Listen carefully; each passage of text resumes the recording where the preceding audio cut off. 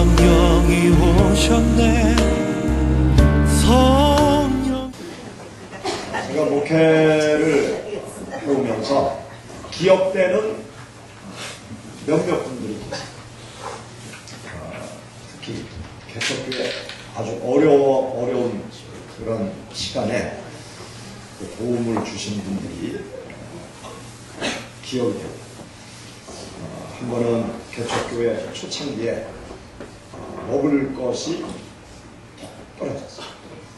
그런데 먹을 것이 떨어진 것을 아시는 것처럼 한 장로님이 쌀 한 마를 내주셨어요. 그래서 참 잊지 못할 장로님이 계십니다. 저희 교회가 여기에 오기 전에 충남고 사거리 아식스 대리점 지하에서 한 5년 있었는데, 그때 저희 집은 탐방동에 있었어요. 어느 날 집사람하고 예배 마치고 집을 가는데 그 장로님을 만났어요. 그 장로님을 만났는데 저를 이렇게 보더니, 목사님 저기 상가에 좀 갑시다. 그러더니 상가에 가서 양복 한 벌을 사주시더라고요. 이거 입고 다니세요. 그러면서 양복을 한 벌 사주시더라고요. 그리고 저희 교회가 여기 유치원에 1년 동안 있을 때 그 장로님이 늘 무엇을 갖다 주셨는가 하면 빵을 갖다 주셨어요. 빵. 그분이 논산 훈련소 근처에서 그 훈련소에 납품하는 그 빵 공장을 하고 있어요. 근데 거기 맛있는 빵을, 따끈따끈한 빵을 박스에 많이 담아가지고 주일학교 아이들 주라고 그러면서 빵을 몇 박스씩 종종 가져오시는 거예요. 그러면 뭐 주일학교 아이들 많지 않으니까 한 100개씩 줘도 아주 박스에 많이 남아요. 그리고 교인들하고 또 나눠 먹고 그러면서 그 장로님이 또 아이들에게 이렇게 또 많이 관심을 가져주던 그 장로님이 생각이 납니다. 그 장로님은 제가 원주에서 전도사 생활을 할 때 군인이었어요.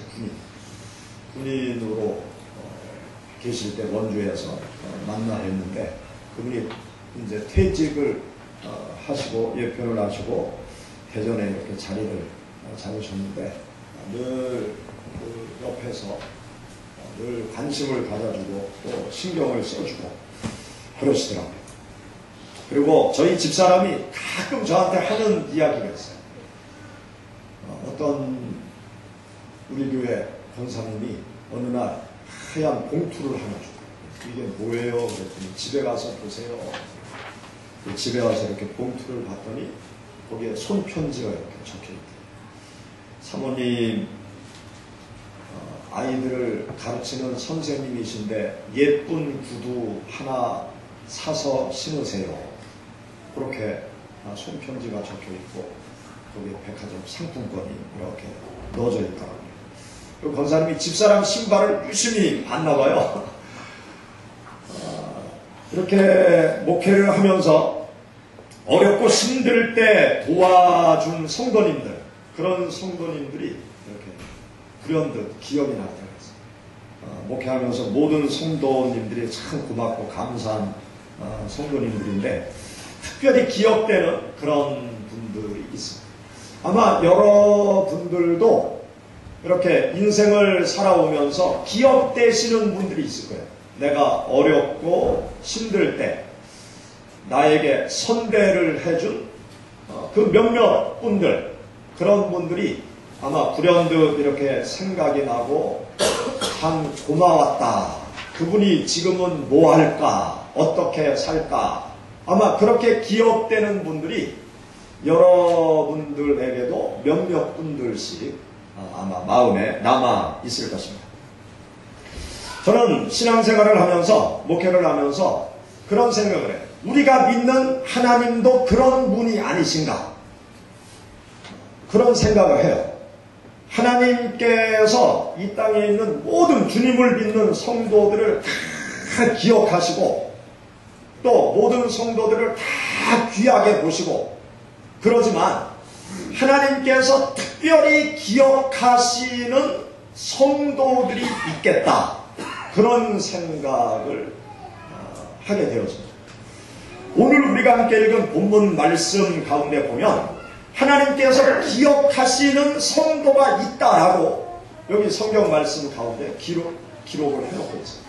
모든 성도들을 다 하나님께서 아시고 모든 성도들을 다 기억하시지만 하나님께서 특별히 기억하시는 성도가 있다라는 것을 여기 본문 말씀 가운데 기록을 해놓고 있습니다. 우리가 함께 읽은 여기 본문 말씀 2절, 3절, 4절 말씀을 보면 하나님께서 기억하시는 성도가 누구인지 그것을 우리들에게 가르쳐주고 있어요.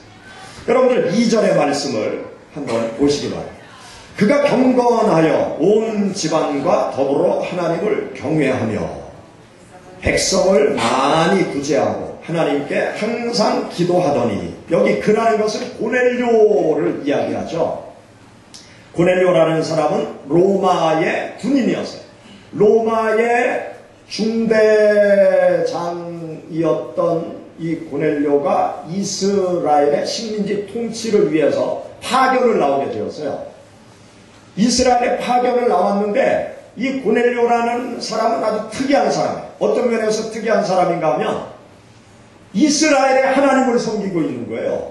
이 고넬료가 어떻게 로마 사람이면서 로마 군인인데 어떻게 이스라엘 사람들이 섬기는 하나님을 믿게 되었는지 그 이유는 과정은 잘 몰라요. 그런데 이 고넬료라는 사람은 하나님을 섬기는 그런 사람이었어요. 하나님을 섬기는데 적당히 하나님을 섬기는 사람이 아니고 하나님 앞에 항상 기도하는 사람, 그리고 자기가 식민지 통치를 하고 있는 관할 지역 안에 있는 많은 이스라엘 백성들에게 악을 행하는 그런 군인이 아니라 자기가 관할하고 있는 그 관할 구역 안에 있는 이스라엘 백성들에게 여러 가지로 좋은 일을 많이 하는 거예요. 어려운 사람들을 도와주는, 구제하는 일을 열심히 하면서 이스라엘의 하나님을 열심히 섬기는 그런 사람이었어요. 여기 4절의 말씀 다시 한번 보시죠. 고넬료가 주목하여 보고 두려워 이르되 주여 무슨 일이니까? 천사가 이르되 내 기도와 구제가 하나님 앞에 어떻게 되었다? 상달되었다. 또 하나님 앞에 어떻게 되었다? 기억하신 바가 되었다. 이 말은 고넬료가 하나님 앞에 시간을 정해놓고 기도하는데 환상이 보이는 거예요. 환상 중에 천사가 고넬료에게 다가오는 것이죠. 이 고넬료는 깜짝 놀라면서 당신은 누구십니까?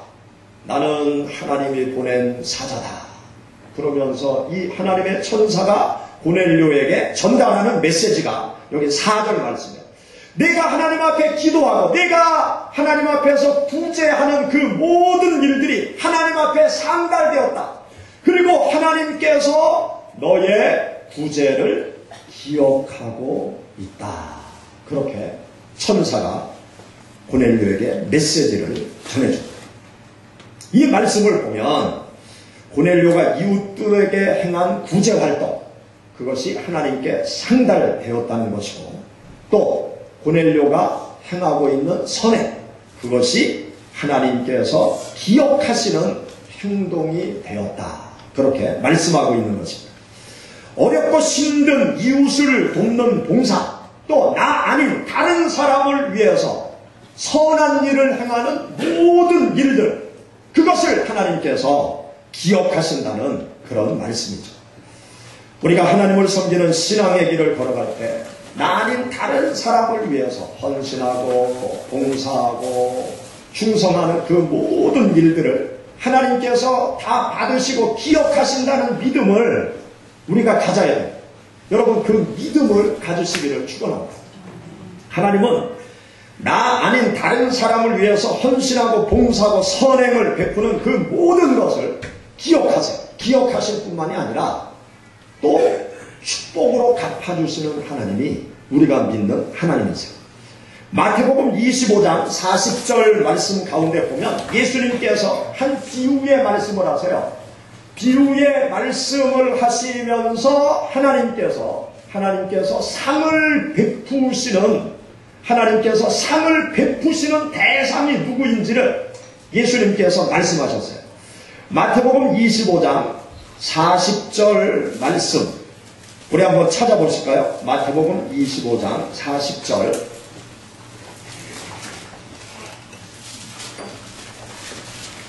마태복음 25장 40절 우리 다같이 봉독하시죠. 임금이 대답하여 이르시되 내가 진실로 너희에게 이르노니 너희가 여기 내 형제 중에 지극히 작은 자 하나에게 한 것이 곧 내게 한 것이니라. 여기 본문 말씀의 임금은 하나님을 뜻합니다. 내 형제 중에 지극히 작은 자 하나에게 한 것이 곧 하나님을 위하여 행한 일이라는 것이죠. 지극히 작은 자에게 선행을 베푼 것이 바로 예수 그리스도에게 행한 일이라는 것입니다. 지극히 작은 자 하나에게 한 것이 바로 하나님을 향한 일이기 때문에 하나님께서 지극히 작은 자 하나에게 행한 그 선행에 대하여 축복하신다는 말씀을 그 이하의 말씀을 쭉 읽어보면 우리에게 교훈을 주고 있습니다. 이웃을 향한 선한 일이 바로 주님을 향한 일이기 때문에 하나님께서 그러한 선행을 행하는 성도들을 축복하십니다. 여기 우리가 함께 읽은 사도행전 10장 말씀 가운데 보면 고넬료의 부재가 하나님께 상달되어지고 하나님께서 기억하신 바 되었다라는 천사의 메시지와 함께 고넬료에게 놀라운 축복이 임하게 되었습니다. 어떤 축복이 임하게 되는가 하면 예수님을 통한 구원의 은혜를 받는 축복의 자리로 이 고넬료가 나아가게 되는 것을 보게 되었습니다. 고넬료가 기도할 때 하나님의 사자가 나타나서 고넬료에게 무엇을 명령하시는가 하면 베드로 사도를 초청해라. 베드로 사도를 통해서 내가 너에게 할 말이 있다. 그렇게 하나님께서 말씀하세요. 그래서 고넬료는 하나님의 천사가 일러준 지역에 자기 하인들을 보내서 베드로 사도를 자기 집으로 초청하게 되죠. 베드로 사도가 고넬료의 집에 와서 보니까 고넬료가 기다리고 있는 거예요. 고넬료는 자기만 혼자 기다리고 있었던 것이 아니라 자기 가족들, 또 이스라엘에 함께 나와 있는 친척들, 또 자기 친구, 군인 장교들을 전부 다 불러 모아놓고 베드로를 기다리고 있는 거예요. 그 모습을 본 베드로가 이 고넬료와 그 가족과 친구들 앞에 어떤 이야기를 하는가 하면 예수 그리스도에 대해서 이야기합니다. 여기 사도행전 10장 말씀을 보면 이 고넬료는 아직 예수 그리스도를 통한 구원의 진리를 깨닫지 못했어요. 예수님이 하나님의 아들이시고 예수님께서 모든 인생들의 죄를 다 담당하시고 십자가에 죽으시고 그분이 3일 만에 다시 부활하신 하나님의 아들 그 예수 그리스도를 믿을 때 죄사함 받고 영원한 천국에 갈 수 있다는 구원의 진리를 아직 모르고 있었어요. 그런데 베드로가 이 고넬료와 그 가족, 친구들에게 예수 그리스도에 대해서 이야기를 해주고 있어요. 예수님에 대한 진리의 말씀을, 구원의 복음의 말씀을 이 고넬료에게 전하게 될 때 고넬료, 그 가족, 친구들이 마음의 문을 활짝 열고 예수 그리스도를 영접하게 돼요. 그뿐만이 아니라 설교 말씀을 들으며 베드로의 기도를 받게 될 때 그들이 성령의 은사를 체험하는 놀라운 신령한 축복을 받게 되었습니다. 선행과 구제의 삶을 통해서 이 고넬료는 신령한 축복의 세계로까지 나아가게 되는 것을 여기 사도행전 10장 전체의 말씀은 기록해 놓고 있습니다. 우리가 이 세상을 살아가면서 나 아닌 다른 사람을 위하여 구제의 삶, 선행을 베푸는 삶을 살아갈 때 하나님께서 우리들에게 영적으로 축복해 주세요. 하나님께서 우리들의 정신의 세계에 축복을 해 주세요. 우리가 주님의 말씀을 좇아서 나 아닌 다른 사람을 위해서 선한 일을 해 나갈 때 내가 하나님의 은혜의 세계로 더욱더 나아갈 수 있고 하나님께서 우리들의 마음을 풍요롭게 해주시는 은혜를 경험할 수 있어요. 우리가 이 세상을 살아가면서 삶의 보람과 기쁨과 행복, 이것을 어디에서 얻을 수 있을까요? 성공의 정상에서 얻을 수 있을까요? 많은 물질을 얻었다고 그것을 내가 얻을 수 있을까요? 명성을 얻었다고 그것을 얻을 수 있을까요? 몇 초는 얻을 수 있어요. 그러나 몇 초가 지나가면 허무밖에 다가오지 않습니다. 우리들의 인생의 행복은요, 어디 있는가 하면 내 옆에 있어요. 어디에 있다고요? 내 옆에. 내 옆에 있는데 숨어 있어요. 어디에 숨어 있는가 하면 어려운 사람 속에 숨어 있어요. 어디 숨어 있다고요? 어려운 사람 속에 숨어 있어요. 이 행복의 다이아몬드는 인생의 정상에 놓여져 있는 것이 아니고, 많은 물질의 바구니에 담겨져 있는 게 아니고, 명성을 얻는 그 명성에 담겨져 있는 것이 아니고요, 어려운 사람 마음속에 숨어 있어요. 그래서 우리 주위에 있는 어려운 사람을 도와주는 순간 행복의 다이아몬드가 내 가슴 속으로 옮겨오는 거죠. 주위에 불쌍한 사람, 고통받는 사람, 괴로워하는 사람, 갈등하는 사람, 그 사람에게 시간을 내어서 그를 도와주고 그를 위로하고 그에게 무엇인가 도움을 주는 순간 행복의 보물이 내 가슴 속으로 옮겨오는 거예요. 행복은 다른 데 있는 것이 아니에요. 행복이라는 것은 내 주위에 있어요. 내 삶의 자리에 있어요. 그것을 쫓아서 허망하게 이리저리 뛸 필요가 없는 것입니다.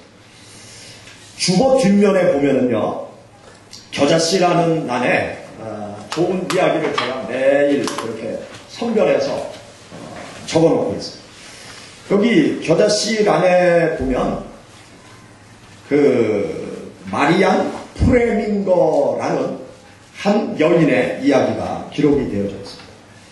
이 마리안 프레밍거라는 사람은 헝가리 귀족의 딸로 태어나서 재색을 겸비한 최고의 미인으로 연극에 능한 그러한 배우로 명성을 떨쳤어요. 그래서 의사와 결혼을 했고, 그런데 만족감이 없어서 또 헐리우드 영화 감독과 결혼을 했어요. 그래도 만족감이 없어요. 그러다가 이 프레밍거가 슈바이처의 찬수가 연주를 듣게 되는 거죠. 그러면서 그는 마음을 새롭게 결심합니다. 지금까지 내가 살아온 인생은 허상일 뿐이다.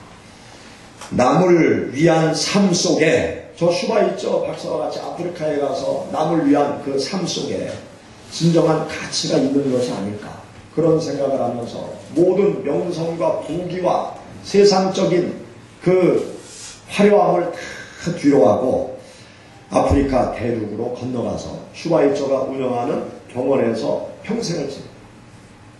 그렇게 살아간 이 프레밍거가 죽기 전에 한 말, 거기 보면 남을 위한 삶이 이렇게 행복한 것을 내가 미처 몰랐다.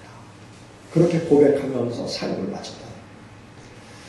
우리 인생의 풍요로움, 인생의 행복, 이 마음의 풍요로움, 영적인 풍요로움, 그것은 어디에서 오는가 하면 나를 위해서 사는 것에 있는 것이 아니고 다른 사람에게 선행을 베푸는 삶 속에 영적인 축복이 임하고 정신적인 마음의 축복이 풍성히 임한다는 사실을 기억하시기 바랍니다.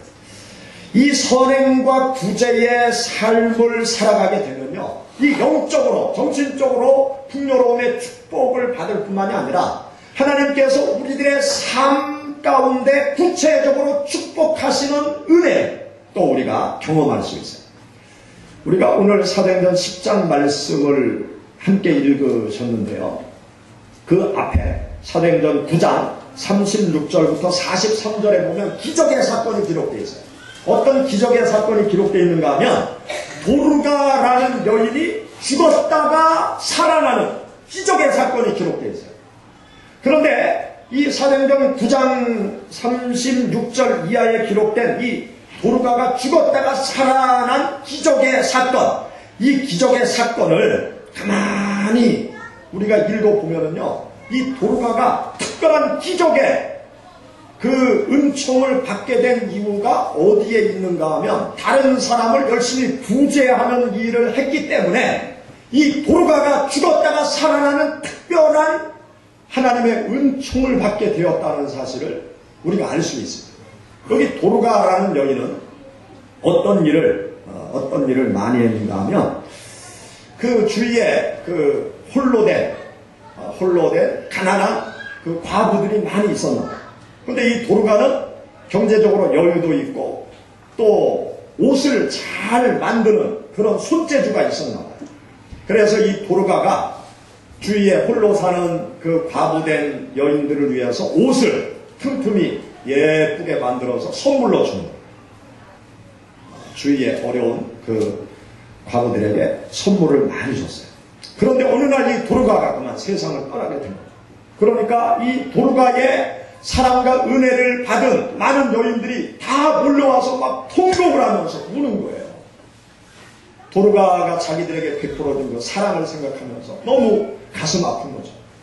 그러는 중에 이 과부들이 어떤 소문을 들었는가 하면 자기들이 있는 지역에서 멀지 않은 곳에 베드로가 8년 동안 앓아 누웠던 중풍병자를 고쳤다는 그 기적의 사건의 소식을 듣게 된 거예요. 그러니까 이 여인들이 베드로 사도를 빨리 모셔와야 되겠다. 베드로 사도를 모셔오면 이 도르가가 다시 살 수도 있겠다. 그래가지고 얼른 사람을 보내요. 그래서 베드로 사도를 급하게 모셔오죠. 그리고 베드로 사도가 오자마자 이 여인들이 전부 다 몰려가서 제발 베드로 사도님 이 도르가를 좀 살려달라고 아주 간청을 해요. 주위에 죽은 사람들이 얼마나 많겠어요. 다른 사람들을 위해서 이 여인들이 살려달라고 말하지 않았어요. 누구를 위해서 살려달라고 간청을 하는가 하면 자기들에게 선행을 베푼 도르가, 그 도르가를 살려달라고 살려달라고 그렇게 간청합니다. 그 이야기를 듣고 베드로도 안타까운 마음이 생긴 거죠. 그리고 하나님 앞에 저희 기도해서 하나님의 특별한 기적의 역사로 말미암아 도르가가 다시 살아나는 하나님의 특별한 은총을 받게 되었습니다. 이 사건의 중심에 보면은요, 도르가의 이 기적의 체험의 사건이 무엇 때문에 가능했는가 하면 바로 선행을 베푸는 구제의 삶, 그 구제의 삶을 통해서 이 도르가가 하나님의 특별한 은총을 받게 되었다라는 것을 알 수 있습니다. 선행과 구제의 삶에는 좋은 축복의 열매가 뒤따른다는 사실을 여러분 믿으시기 바랍니다. 여러분들이 나 아닌 다른 사람을 위해서 선행을 베풀 때 하나님께서 반드시 기억하신다. 그리고 하나님의 이름으로 선행을 베푸는 자에게 하나님께서 반드시 축복으로 갚아주시는 하나님이 우리가 믿는 하나님이세요. 이사야 58장 7절부터 11절 말씀 가운데 보면 선행과 구제의 삶을 살아가는 성도들에게 하나님께서 축복을 약속해 주고 계십니다. 우리 사도행전 58장 찾아보시죠. 사도행전 58장 7절부터 11절의 말씀, 우리가 교동문에서 함께 읽은 말씀인데요. 사도행전 58장 7절, 사도행전 58장, 죄송합니다. 이사야 58장 7절. 예, 설교에 집중해 주셔서 감사합니다. 이사야 58장 7절. 여기 이사야 58장 우리가 6절 말씀 우리가 잘 아는 말씀이죠. 내가 기뻐하는 금식은 흉악의 결박을 풀어주며 멍에의 줄을 끌어주며 압제 당하는 자를 자유하게 하며 모든 멍에를 꺾는 것이 아니겠느냐. 이게 최자실 목사님이 그 순복음교회 최자실 목사님이 기도원 금식 기도원을 운영하면서 이 말씀을 가지고 금식 기도의 능력에 대해서 설교를 많이 하시고 또 많은 분들이 거기 가서 금식하고 또 하나님의 능력을 체험하고 그럴 때 사용하는 구절인데 저는 이 구절을 읽을 때마다 이게 그게 아닌데 늘 그런 생각으로 이 말씀을 봐요.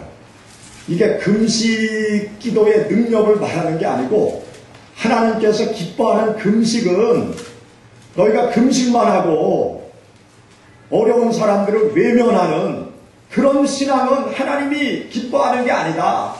너희가 정말 금식한다 그러면 어렵고 힘든 사람들의 결박을 막 풀어주는 일을 해야 되지 않냐. 금식한다고 하면서 어려운 사람들을 외면하는 너희들의 신앙이 잘못됐다. 지금 그 얘기를 하는, 이 문구상으로 그 얘기를 하는 건데, 금식 기도의 능력으로 이렇게 자꾸 연결해서 저도 이 말씀을 읽을 때마다 헷갈려요. 내가 성경을 제대로 보는 건지 아니면 최자신 목사님이 제대로 본 건지 헷갈려요. 그런데 여기 7절 이하의 말씀을 보면 분명히 우리에게 말씀하시는 것은 뭔가 하면 다른 사람을 위해서 구제하는 자를 하나님이 축복하신다. 그것을 분명히 우리에게 말씀해주고 있습니다. 우리 7절부터 같이 읽어보시죠. 또 줄인 자에게 내 양식을 나누어 주며 유리하는 빈민을 집에 들이며 헐벗은 자를 보면 입히며 또 내 골육을 피하여 스스로 숨지 아니하는 것이 아니겠느냐. 그리하면 내 빛이 새벽같이 비칠 것이며 내 치유가 급속할 것이며 내 공의가 내 앞에 행하고 여호와의 영광이 내 뒤에 호위하리니 내가 부를 때에는 나 여호와가 응답하겠고 내가 부르짖을 때에는 내가 여기 있다 하리라. 만일 내가 너희 중에서 멍에와 손가락질과 허망한 말을 제하여 버리고. 아멘. 여기 말씀에 보면은요, 줄인 자에게 내 양식을 나누어 주고 유리하는 빈민을 집에 들이고 헐벗은 자를 보면 입히고 또 골루기 어려울 때 외면하고 피하고 숨는 것이 아니라 그를 위해서 돕고 그를 격려하고 선행을 베풀 때 하나님께서 내 치유를 급속하게 해줄 것이다. 내가 부를 때에 하나님이 그래 내가 여기 있다. 내가 나를 위해서 기뻐하는 일을 행하는구나. 그러면서 하나님께서 응답하시겠다는 거죠. 그리고 우리 10절 이하의 말씀 또 읽어봅시다. 줄인 자에게 내 심정이 동하며 괴로워하는 자의 심정을 만족하게 하면 내 빛이 흑암 중에서 떠올라 내 어둠이 낮과 같이 될 것이며 여호와가 너를 항상 인도하여 메마른 곳에서도 내 영혼을 만족하게 하며 내 뼈를 견고하게 하리니 너는 물된 동산 같겠고 물이 끊어지지 아니하는 샘 같을 것이라. 여기 보면 줄인 자에게 긍휼히 여기는 마음으로 그에게 먹을 것을 주고 또 괴로워하는 자가 있으면 정말 괴로운 심정으로 그의 마음을 어루만져주고 그의 고민을 해결해주고 그렇게 살아가면 하나님께서 내 영혼을 만족하게 해줄 것이다. 또 내 뼈를 견고하게 해주겠다. 또 너희의 삶이 물된 동산 같게 해주겠다. 또 물이 끊어지지 아니하는 샘같이 해줄 것이다. 비가 오지 않는 땅 이스라엘 땅에서 물이 끊어지지 않는 샘은 생명줄에 물이 끊어지지 않는 샘물은 농사도 잘 지을 수 있어요. 가축도 잘 키울 수 있는 거예요. 이 샘은 삶의 근원이죠. 삶의 생명줄과도 같아요. 하나님께서 우리들에게 놀라운 축복을 베풀어 주시겠다. 그렇게 약속하시는 귀한 말씀인 것입니다. 어렵고 힘든 사람을 위해서 헌신, 봉사, 충성하는 삶, 그것은 하나님의 많은 상급이 있음을 우리들에게 가르쳐주는 귀한 말씀인 것입니다. 지금은 고인이 되신 분인데요. 한국유리 회장으로 계셨던 최태석이라는 장로님이 계십니다. 이분이 정경련 회장도 하시고 그리고 한국유리 회사를 만들어서 그 길을 열심히 달려간 장로님이신데 이분은 참 그분의 간증책을 읽어보면 참 훌륭한 분이에요. 일제시대 때 변호사가 되려고 했었대요. 그런데 이제 헌법을 쭉 공부하다 보니까 일본 천황을 받들어야 변호사가 될 수 있는 거예요. 그래서 변호사 되기를 포기했어요. 내가 하나님을 믿는 사람인데 일본 천황을 신으로 받드는 일은 할 수 없다. 내가 변호사를 그만둬야 되겠다. 그렇게 생각하고 변호사의 길을 포기했습니다. 그러면서 이제 정미소에 들어가서 이제 정미소 일을 배우면서 그 정미소 집의 막내 딸하고 결혼을 해서 한평생 이제 결혼해서 이제 살아가셨더라고요. 그런데 이분이 정미소 사업을 하고 나중에 그 비누 만드는 그 공장도 하고 무역업도 하고 그러면서 이제 일제시대 뭐 6.25 이렇게 쭉 이렇게 지나 오셨더라고요. 그런데 이제 일제시대가 끝나고 이제 8.15 해방이 되고 또 이북 지역에 이제 소련 공산주의자들이 이렇게 내려와서 공산화를 이루어가고 그러는 와중에 그 인민재판이 열렸다는 거예요. 그 인민재판이 열려서 이 지주들을 이제 공개 처형을 막 하는 거예요. 그리고 돈 있는 유지들을 막 공개 처형을 하는 거예요. 그래서 이 최태섭 장로님도 이제 공개 비판 자리에 올려놓고 공개 처형을 하려고 여기저기서 막 죽여라 그렇게 소리를 치는데 이제 나는 죽었구나 그렇게 생각하고 있는데 한쪽에서 저 사람을 살려라 그런 소리가 들리더래요. 그러면서 여기저기 자기가 공장을 할 때 공장에서 일하던 그 근로자들이 있었는데 그 근로자들이 막 소리를 치면서 저 사람은 죽이면 안 된다고 막 소리를 치더래요. 이 최태섭 장로님이 공장을 할 때 이윤이 남으면 다 공개하고 노동자들한테 거의 다 나눠줬대요. 자기도 비슷하게 공급을 받고 다 나눠줬대요. 그러니까 노동자들도 공장에서 일하는 노무자들도 그것을 다 알고 있었대요. 그래서 우리 공장 사장은 우리를 위해서 공장을 한다. 그렇게 늘 생각을 하고 있었는데 그렇게 자기의 이득만을 취하지 않고 평소에 그 공장에 일하는 사람들을 위해서 선대하는 일을 그렇게 열심히 할 때 정말 죽을 수밖에 없는 그 위기 상황에 그 사람들이 자기를 살려주는 그런 특별한 경험을 하게 되었다는 것입니다. 우리가 다른 사람을 위해서 선을 베푸는 일을 하게 되면 하나님께서 기억하시고 하나님께서 반드시 보상해 주시는 하나님이 우리가 믿는 하나님이세요. 여러분 성경 말씀을 가만히 읽어보세요. 다른 사람에게 선을 베풀고 망한 사람이 있는지 한 사람도 없어요. 성경에 나타난 많은 하나님의 사람들이요 선을 베풀 때 하나님의 축복을 경험합니다. 아브라함이 100세의 아들 이삭을 얻었는데 성경 말씀을 가만히 읽어보면 아브라함이 99세에 지나가는 나그네를 대접했어요. 그 다음에 아들을 얻었어요. 그리고 롯이 소돔과 고모라 성 안에 살고 있다가 지나가는 나그네를 자기 집안으로 강제로 모셔들여요. 그 나그네가 그냥 지나갔으면 의인 10명이 없었기 때문에 소돔과 고모라 성이 멸망당할 때 롯도 죽어버렸어요. 그런데 자기 집 앞을 지나가는 2명의 천사, 사람의 모양을 한 2명의 천사, 그 천사 나그네를 강제로 자기 집으로 모셔들어서 손님 대접을 해요. 그 천사들의 손에 이끌려서 그 가족이 소돔과 고모라 성을 빠져나와 성경을 가만히 읽어보세요. 성경을 읽어볼 때 다른 사람에게 선을 베푸는 그 행동 끝에는 하나님의 축복이 있어요.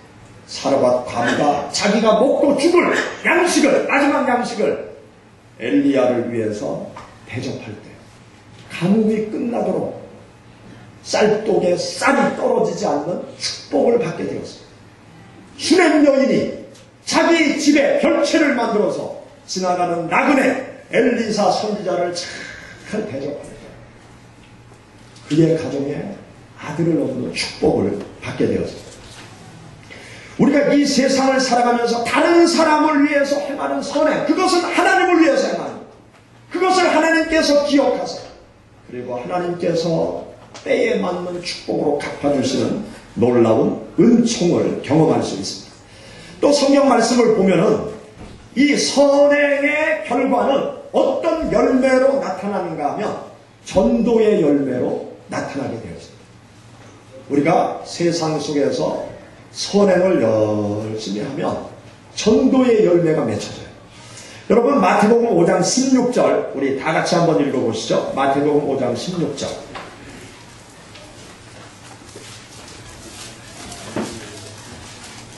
마태복음 5장 16절 그 앞에 부분은 너희는 세상의 빛이라 너희는 세상의 소금이다. 예수 그리스도를 믿는 우리들을 향해서 너희는 세상의 빛이다. 세상의 소금이다. 소금과 같은 역할을 해야 된다. 빛과 같은 역할을 해야 된다. 그렇게 예수님께서 말씀하시면서 16절의 말씀을 하시는 거예요. 다 같이 읽어보시죠. 이같이 너희 빛이 사람 앞에 비치게 하여 너희 착한 행실을 보고 하늘에 계신 너희 아버지께 영광을 돌리게 하라. 우리가 세상에 빛을 비추는 것이 뭐냐? 착한 행실이다. 착한 행실을 하면 어떻게 되느냐? 세상 사람들이 하나님 아버지께 영광을 돌린다. 세상 사람들이 하나님을 믿는 역사가 나타난다는 거죠. 누구의 행동을 통해서? 나의 행동을 통해서.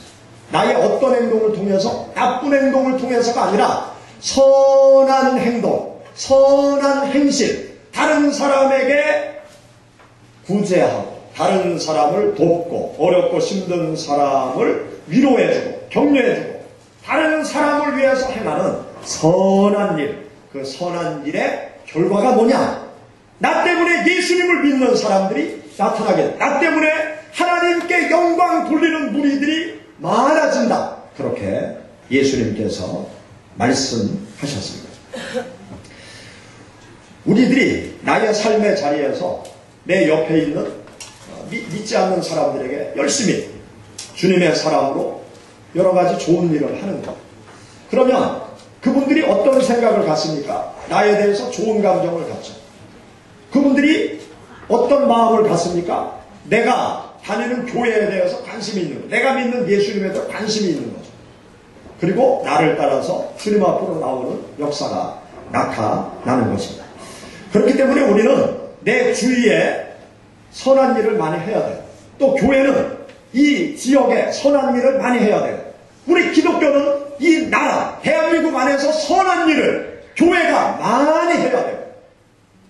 교회는 돈 쌓아놓는 것이 교회가 아니고, 교회는 건물 크게 짓는 것이 교회가 아니고, 교회는 선한 일을 하는 거예요. 성도들이 하나님 앞에 헌금하면 그걸 가지고 열심히 선한 일을 해야 돼요.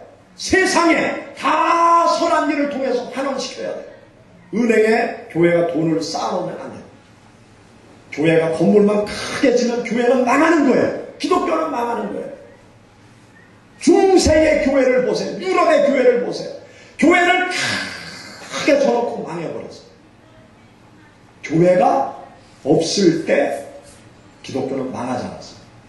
교회가 없을 때 기독교는 더 번성해갔어요. 교회가 부를 축적하는 것은 죄악이에요. 하나님께서 우리에게 원하는 것은 교회가 있는 곳, 그 지역에게 선한 일을 하라는 거예요. 내가 있는 곳에서 선한 일을 하라는 거예요. 선한 일을 하는 것. 그것만이 세상 사람들의 마음의 문을 열고 세상 사람들이 하나님께로 나오게 할 수 있는 좋은 방법인 것입니다. 우리 시온교회가 지향하는 비전 중에 하나가 복지선교, 복지선교를 통한 지역 선교의 비전을 우리가 가지고 있어요. 이 일을 위해서 우리 시온교회 많은 성도님들이 정말 힘쓰고 애쓰면서 이 복지선교에 동참하고 있어요. 화요일마다 지역 어르신들을 섬기는 실버 대학을 우리가 하고 있죠. 그래서 많은 집사님들이 화요일날 나와서 그 어르신들을 이렇게 돕는, 봉사하는 아주 귀한 일을 하고 계십니다. 또 이제 내일부터 교통선교 봉사대가 또 이제 내일부터 시작이 되는데, 여기 아이들이 건널목 이렇게 학교 끝나고 건너올 때 위험하잖아요. 거기 나가서 그 건널목 지도를 이제 내일부터 시작을 하는데 그 일도 너무 귀한 일이에요. 시원교회 빨간 그 조끼 입고 모자 쓰고 빨간 깃발 들고 그 아이들 이렇게 지도하는 그 일이 참 귀한 겁니다. 그거를 이 지역의 엄마들이 다 봐요. 저분들 누구요? 오, 시온교회라고 적혀있네. 시온교회가 어딨나? 오, 여기 상가에 있네. 아이, 그 교회 참 좋은 일 하네. 그러면요, 마음이 열리는 거죠. 교회가 이 지역에 이렇게 널리 알려지는 것 아닙니까? 또 우리 여성교회 회원들이 1년 내내 그 페이지를 모아서 그것을 갖다 팔아서, 페이지 파는 곳에 팔아서 그걸 열심히 모아요. 모아서 그걸 가지고 또 여러 가지 좋은 일을 합니다. 해마다 한 100만 원 정도 모으는 것 같아요. 작년에도 한 100여만 원 모았어요. 그래서 100만 원을 딱 모아가지고 작년에 여성교회 임원들이 결정을 어떤 일 하기로 결정했는가 하면 저쪽 금산에 시골교회가 있는데 그 시골교회 그 100만 원 가지고 가서 뭔가 그 도움이 될 만한 일을 하자. 그렇게 결정을 했어요. 그래서 이제 따뜻한 이제 봄날이 돼서 그 교회 목사님 찾아가서 뭔가 그 지역에 좋은 일을 같이 협의해서 좋은 일을 지금 하려고 지금 생각하고 있습니다.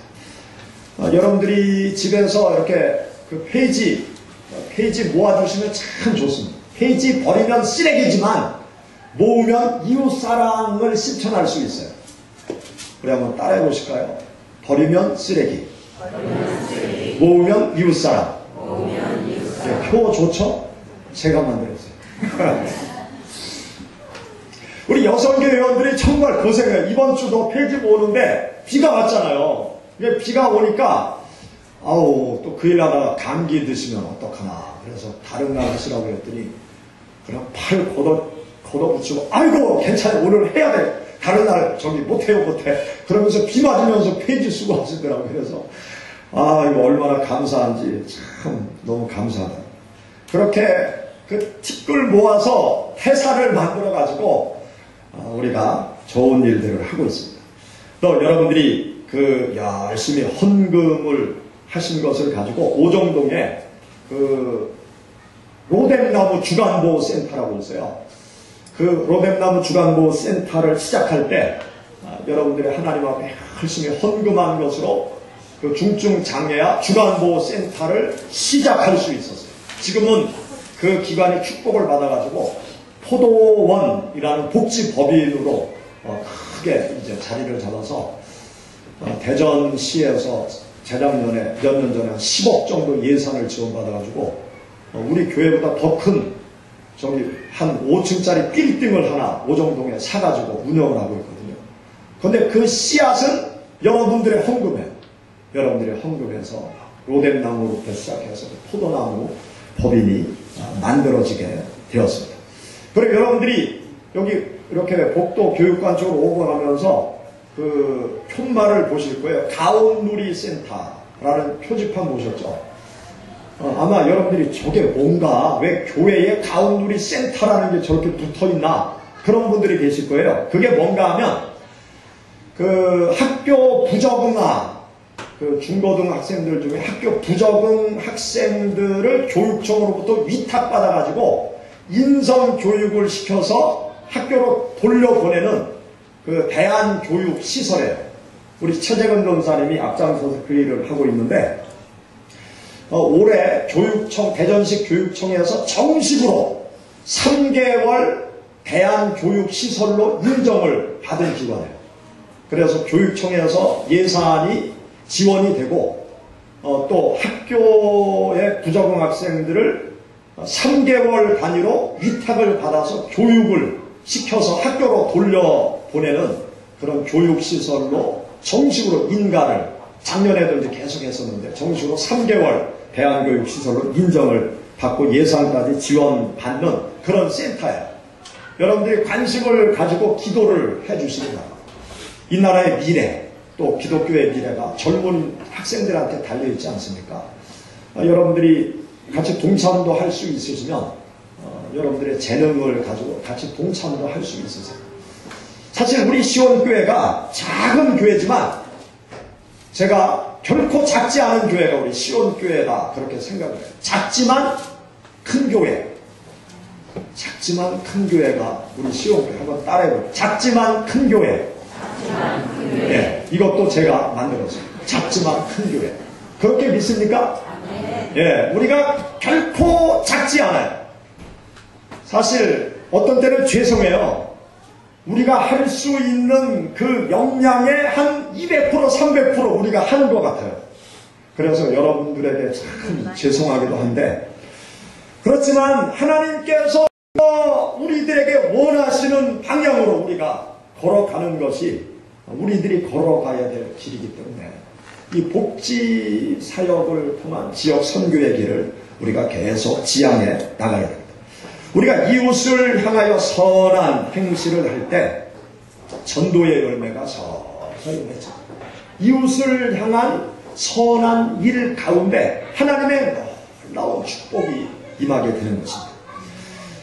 제가 아는 한 형제가 있어요. 이 형제는 대구대 특수교육과를 졸업하고 대전에 교편을 잡게 되었습니다. 그리고 유치원 교사와 결혼을 해서 대전 월평동 쪽에 이제 가정을 꾸리고 아이도 낳고 그렇게 이제 가정 생활을 하게 되었어요. 그런데 어느 날 갑자기 병이 도준 거예요. 어떤 병이 도졌는가 하면 조울증. 조울증 아시죠? 조울증 병이 도든 거예요. 그래서 정신과 치료를 받고 약을 먹어야 하는 상황이 됐어요. 조울증이 돋았을 때 그 부인이 깜짝 놀랐어요. 자기 남편이 조울증이 돋아가지고 정신과 치료를 받고 정상적인 생활이 힘들고 학교도 병 휴가를 내야 되는 상황이 되니까 그 부인이 그런 병이 있는 걸 몰랐거든요. 그런데 실상 이 형제가 군에 있을 때 해군으로 복무하면서 배에서 많은 구타를 당했대요. 그때 이제 조울증이 생긴 거예요. 그런데 그것이 이제 군에 제대하고 또 약물 치료하면서 이제 괜찮아지고 또 이제 교편 생활도 하고 그랬는데 이제 교편 생활하면서 그게 돋아버려요. 그러니까 이제 난리가 난 거 아닙니까? 그 시가에서도 이제 비상이 불고 결혼 생활의 위기가 다가오게 된 거죠. 그런데 그때 그 장인 장모님이 이 형제 부모 사돈 어른을 찾아가서 더 이상 결혼 생활 못합니다 그렇게 얘기한 게 아니고 그 사돈 어른들을 찾아가서 어떤 이야기를 했는가 하면 그런 병이 있는 거를 우리한테 일찍 알려주셨으면 우리가 사위를 위해서, 사위도 자식인데 사위를 위해서 우리가 새벽기도 늘 가고 있는데 하나님 앞에 날마다 일찍부터 기도했으면 괜찮아졌을지도 모르는데 얼마나 그거를 숨기고 말을 안 하면서 마음고생 심하셨느냐고요. 이제 알았으니까 우리도 교회 나가서 하나님 앞에 열심히 사위를 위해서 하나님 앞에 기도하겠다. 그러면서 눈물을 흘리면서 얼마나 마음고생이 심했느냐 그러면서 사돈댁을 위로하는 거예요. 그러니까 이 사돈 어른들이 마음의 감동을 받은 거예요. 그 사돈댁의 딸이 선교사로 나가 있는데 그 딸이 어머니를 전도하려고 해도 전도를 못했어요. 그런데 그 사돈댁이 그 일을 통해서 찾아와서 눈물을 흘리면서 자기들을 위로하고 기도하겠다. 그러는 이야기에 감동을 받고 이분들이 그 주간부터 교회를 나갑니다. 얼마나 하기 힘든 그 남을 배려하는 사랑의 격려와 위로를 했습니다. 그 사랑의 격려의 위로, 그것이 그 믿지 않는 불신자의 사돈의 마음을 완전히 녹이고 그분들을 예수님께로 인도하게 된 것이죠. 우리가 인생을 살아가면서 나 아닌 다른 사람을 위하여 행하는 모든 선한 일, 그 선한 일 그 뒤에는 축복의 열매만이 따라오게 됩니다. 여러분들이 주님을 섬겨나갈 때 나 아닌 다른 사람을 위한 선한 일들을 하나님께서 기억하심을 믿고 늘 나 아닌 다른 사람을 위해서 사랑을 베풀고 헌신하고 봉사하는 축복의 길을 걸어가시기를 주의 이름으로 축원합니다. 같이 기도하겠습니다. 우리 말씀을 생각하면서 하나님 앞에 통성으로 기도드리겠습니다. 성령이 오셨네.